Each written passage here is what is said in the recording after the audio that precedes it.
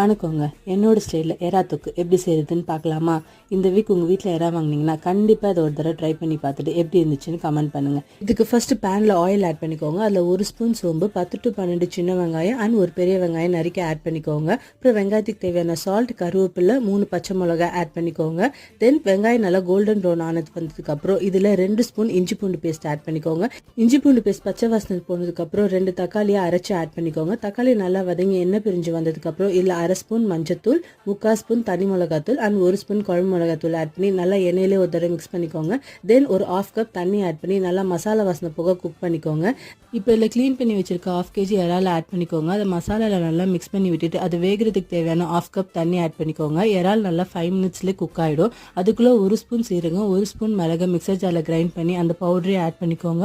குழம்பு நல்லா ஒரு கொதி வந்தோடனே கொத்தமல்லி தூவி இறக்குனா நம்மளோட சூப்பரான இறால் கிரேவி ரெடி. தேங்க்ஸ் ஃபார் வாட்சிங்.